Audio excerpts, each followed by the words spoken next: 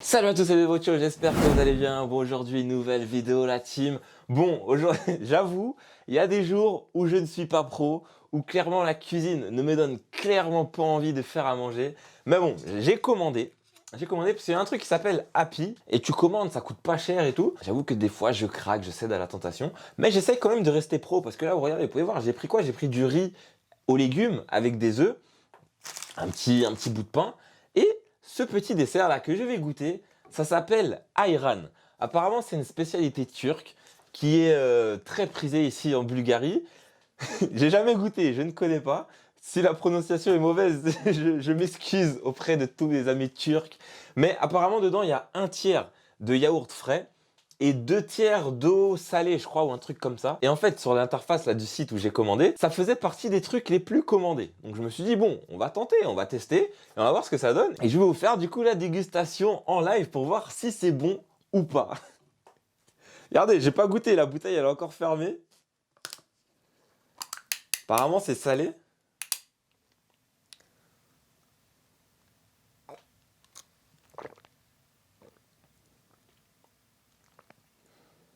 Bon, en vrai, en vrai, t'as l'impression de c'est un yaourt nature, genre. C'est pas, je m'attendais à qu'il y ait plus de goût.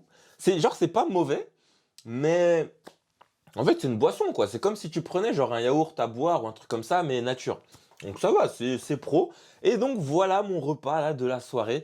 Avant que je vous raconte ce qui s'est passé aujourd'hui. Bon et voilà, après avoir mangé ce somptueux repas, eh ben je peux vous expliquer un petit peu la journée là, ce qui s'est passé. Bon, c'est un petit peu inhabituel hein, de commencer par la fin de la journée, de filmer le soir là en tout début de vidéo. Mais en fait aujourd'hui c'est un jour où il y avait absolument rien de prévu. Genre ce matin, je me suis levé, j'ai fait la pyramide des burpees. Ça, bon, j'ai pas filmé parce que vous connaissez déjà à force. C'est quasi tout le temps les mêmes choses hein, mes séances. Sauf des fois quand j'innove et que j'ajoute un petit peu de ballon. Et à la base l'après-midi ça devait être repos. Genre j'avais pas prévu d'aller voir des clubs, pas prévu d'aller contacter qui que ce soit. Fallait que je chill un petit peu parce que j'avoue que ces derniers jours je me suis entraîné quand même pas mal et le corps il réclamait un petit peu de repos. Et c'est pas genre j'étais sur l'appli Flash Résultats et je vois il y avait un match en Bulgarie. Je vais pas donner le nom de l'équipe hein, mais vous allez trouver facilement avec tous les indices que je vais donner. Et il y avait un match, genre quand j'étais sur mon lit, il était 15 h et je vois il y a un match à 16 h. Un match à 16 h à Sofia, juste à côté de chez moi, genre à 15-20 minutes en transport. Je me dis, bon, c'était de la D1. C'était de la D1. Bah bon, je suis là que pour 2-3 semaines. Je me dis, bon, il n'y a rien à perdre. Autant aller voir là-bas s'il n'y a pas moyen de faire quelque chose.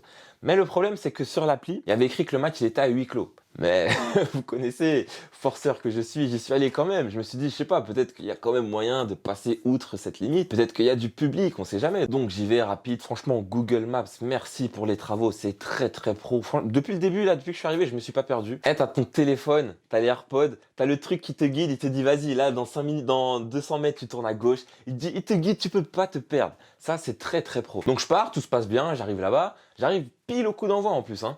À l'entrée du stade, c'est pas, il y a un stadier. Bon, je m'attendais un petit peu à sa réponse. Je lui dis, ouais, monsieur, c'est possible d'aller voir le match et tout, c'est où pour prendre des billets? Il parlait anglais, le gars. Et il me dit, net cash, no public. Et là, je me suis dit, ah mince, je me suis encore déplacé pour rien. Et juste à côté, donc, il y avait le grand stade, terrain d'honneur et tout. Et juste à côté, il y avait un complexe avec plein de synthés et je crois même un petit terrain en herbe.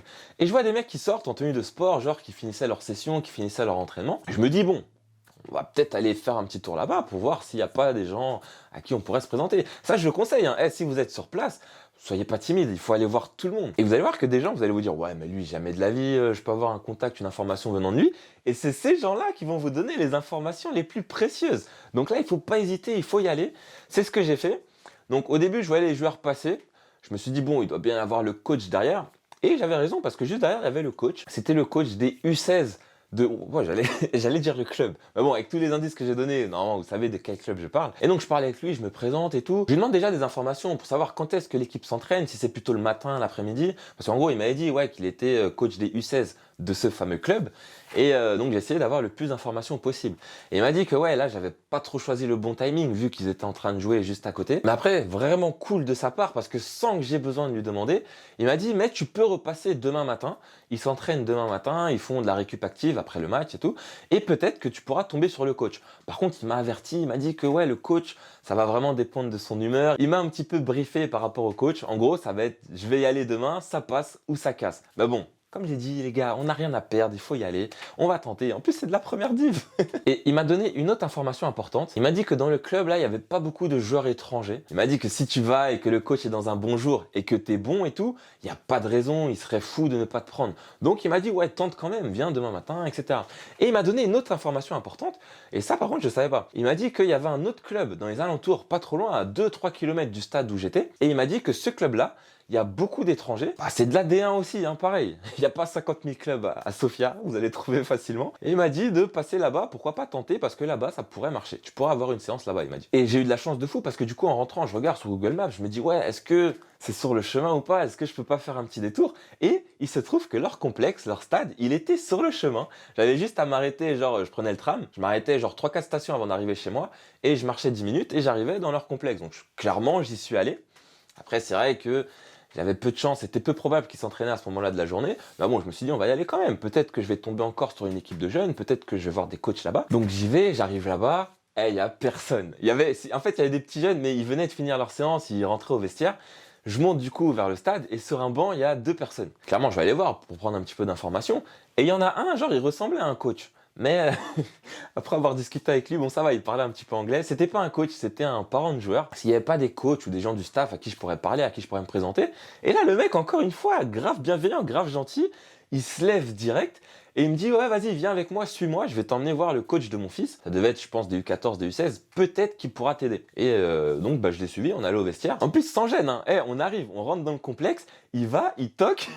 Le coach, il était en train de parler et tout, il l'interrompt. Il lui dit, bon, après, je sais pas, je parle pas bulgare, je sais pas ce qu'il lui a dit, mais en gros, je pense qu'il a dû dire, ouais, il y a un mec qui vient de France et tout, il joue attaquant, je sais pas quoi. Et donc, après, on sort. Je lui demande, bon, qu'est-ce qu'il a dit? Parce que j'ai pas compris, moi. Et il a dit, en gros, que le coach, il avait pas le contact du coach de l'équipe première. Il m'a donné le numéro et le mail du secrétaire que je peux contacter et demander éventuellement d'avoir les contacts du coach de l'équipe première. Mais bon, clairement, je pense pas que je vais contacter le secrétaire direct. Je pense que je vais plutôt y retourner peut-être demain ou après-demain en fonction de ce qui va se passer avec l'autre club. Et si je vois que j'y retourne pour rien et qu'il y a personne, là, je vais devoir appeler le secrétaire. Ah oui, il fallait aussi que je fasse un petit rappel par rapport à ce que j'avais dit avant de partir. N'oubliez pas que j'avais dit que quoi qu'il se passe ici, quoique, on ne sait jamais, je vais peut-être revenir sur cette parole, mais à la fin du séjour, là, il me reste encore 1 semaine et demie, je serai obligé de rentrer parce que j'ai des obligations contractuelles. Mais franchement, je me plais plutôt bien ici. Pour la prochaine aventure, c'est pas impossible que ce soit encore en Bulgarie. Hein. Je sais pas, j'ai pas encore choisi. Après, on sait jamais, on sait pas ce qui va se passer d'ici la fin de l'aventure. Il peut se passer des trucs qui font que je n'ai pas à rentrer en France. On verra, on verra. Pour l'instant, je ne m'avance pas plus. Bon, après, c'est vrai que c'est pas le meilleur moment pour débarquer comme ça là en Bulgarie, parce que là, on arrive un petit peu sur la fin de saison. Vous savez, la fin des matchs du championnat régulier. Et là, ça va basculer sur les playoffs. Playoffs pour Ligue des Champions, playoffs Europa League et playoffs relégation pour la D1. Et pour la D2, c'est playoff montée et playoff descente. Mais je suis là, donc autant tenter quelque chose. Parce que là, j'avoue, j'ai envie de m'entraîner un petit peu. J'ai envie de voir comment c'est le football en Bulgarie. Et voilà, c'était ça pour aujourd'hui. Bon, vous avez de la chance. Vous n'aurez pas à attendre un jour pour voir la suite. Là, vous l'aurez direct. Mais moi, je devrais attendre demain pour avoir le dénouement de cette histoire. Est-ce que j'ai réussi à parler avec le coach ou pas? On verra. Bon, on est de retour la team le lendemain. Bon, malheureusement, tout ne s'est pas passé comme prévu. Je suis allé au club et tout, hein. Et ce que j'aime bien ici, c'est que les coachs ils sont accessibles et tout. Et donc là, c'était le club de première div qui jouait la veille. Et malheureusement, ils ont perdu. Mais ça va, le coach était quand même de bonne humeur. J'ai pu me présenter avec lui. Je suis arrivé juste à la fin de la séance. Genre, je suis allé, j'ai attendu un petit peu devant. Après, quand j'ai vu qu'il sortait, je suis allé le voir. Je me suis présenté, je lui ai dit que je venais de France et tout. On a parlé pendant 2-3 minutes. Et là, il me dit clairement que la situation du club, bon, je m'y attendais un petit peu, mais je me suis dit, bon, on va y aller quand même, histoire de ne pas avoir de regrets derrière. Il m'a dit que ouais, ça jouait le maintien, c'était compliqué en ce moment, ils étaient hyper stressés et tout.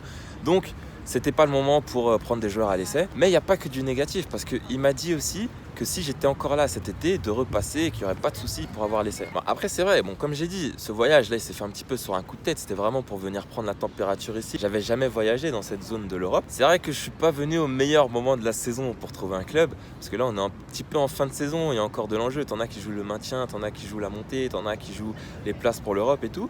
Mais en fait, quand j'étais arrivé ici, je m'étais dit dans ma tête que genre les équipes de D1 et tout, c'était inaccessible. Quand je faisais mes recherches de clubs, j'avais même pas regardé les clubs de D1.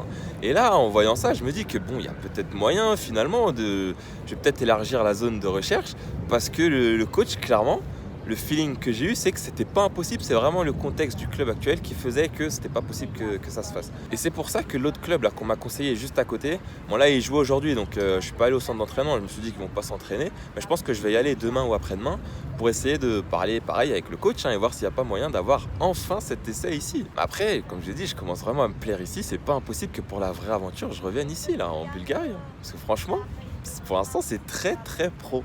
J'aime bien. Après, c'est vraiment pour ça que je préfère cette méthode, de venir ici au culot et de se déplacer au club. Parce que quand tu es ici, les clubs, ils n'ont pas l'habitude de voir ce genre d'approche. Surtout, bon là, j'avoue, moi, là, je suis un Renois, j'arrive en Bulgarie, je leur dis que je viens de France. Ils sont un petit peu surpris à chaque fois, mais surpris de manière positive. Et donc, ils sont vers la discussion. Et la porte, elle n'est pas complètement fermée. Parce que tu es là, tu envoies des mails et tout. Ils en reçoivent des centaines et des centaines des mails. Il y en a parfois, ils les lisent même pas. Alors que là, bon, tu as ta réponse au moins. Et là, tu as l'opportunité de lui montrer ta vidéo, de lui montrer qui t'es. Et c'est vraiment cette méthode-là que je préfère. Et voilà, sinon c'est tout pour aujourd'hui. Aujourd'hui, ça va être vraiment chill. Aujourd'hui, repos, le corps, il est fatigué. Il faut écouter le corps. Pas de séance aujourd'hui, rien du tout. Peut-être du yoga tout à l'heure, mais vraiment sobre, vraiment tranquille. Ça passe vite quand même. Il reste quoi? Il reste qu'une semaine et demie. Bon, ce que je vais faire, c'est que je vais continuer d'aller visiter les clubs, d'aller me présenter au coach. Parce que le carnet d'adresses, il commence à se remplir un petit peu. En vue d'un éventuel retour cet été, on sait jamais, c'est important de le faire. Merci à tous en tout cas d'avoir suivi la vidéo. N'oubliez pas de liker, de partager et de vous abonner si ce n'est pas déjà fait. Et moi en tout cas, je vous dis à très bientôt la team. Peace.